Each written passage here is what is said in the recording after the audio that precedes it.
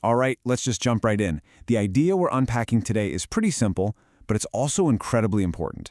This constant battle for our attention, for our clicks, this isn't some accident. It's a system, a very intentional, multi-billion-dollar system. I mean, you know the feeling, right? You're just trying to have a quiet moment, maybe read a page in a book, or just let your mind wander. And then, buzz, ping, another notification. That sense that your device is literally pulling you out of your own life? Yeah, that's exactly what we're getting into. And the scale of this is, well, it's kind of staggering when you see the number. We're looking at over 7 hours a day. For a lot of us, that's nearly half of our waking life spent glued to a screen. This isn't just some minor habit, it's fundamentally reshaping how we live. So the big question is, how on earth did we get here? And it's so important to get this next part. This isn't about you having a lack of willpower. This is about a system that has been meticulously engineered to get you hooked. Let's pull back the curtain and see how it works.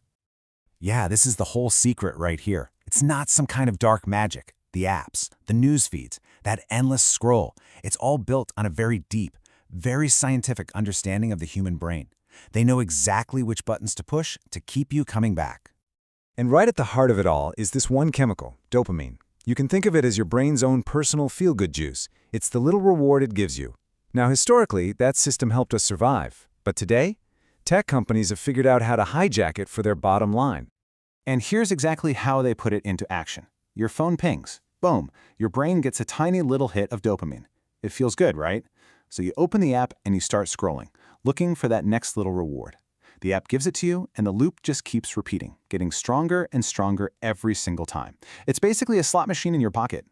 But hey, it's not just about dopamine. They've got a whole toolbox of psychological tricks. News apps, for example, they love to use these urgent, breaking news headlines to trigger your fear of missing out, what we all call FOMO. And then there's our negativity bias. Our brains are just wired to pay more attention to threats and bad news. That's why something like 64% of online news is negative. It's not because the world is that bad. It's because negativity keeps us glued to the screen. So why? Why go to all this trouble? Well, the reason is pretty simple. $800 billion. That's the global ad revenue that's fueled by our collective attention. See, a calm, focused you is bad for business, but an anxious, constantly clicking you, that's pure profit. But all of this engineered engagement, it doesn't just cost us our time and focus. As we're about to see, it comes at a really high price for our mental and even our physical health. And we're not just talking about feeling a little bit scattered. The data is pretty clear now. There's a direct and, honestly, a pretty worrying link between how much time we spend on screens and how good we feel. I mean, just look at this chart from a recent NIH study. It makes the connection impossible to ignore. For people spending less than 4 hours a day on screens, about 15% report high anxiety. Okay, but jump over to 7 hours a day, that number skyrockets to 45%. The more you scroll, the more anxious you're likely to be. And it's not just anxiety. The World Health Organization has linked all this screen time to a 30% jump in depression worldwide. And then there's sleep. Over 50 million adults in the US alone say their tech use is messing with their sleep. And we all know sleep is the foundation of good health. But this quote, this is where things start to shift. It actually points us toward a solution. A major university study found that making one small change, just cutting social media use down, had a huge positive impact on feelings of loneliness. It proves that we can make a difference. And that's the most important thing to remember here. We are not powerless in this. Not at all. If this whole system is engineered to get us addicted, well, we can re-engineer our own habits to fight back.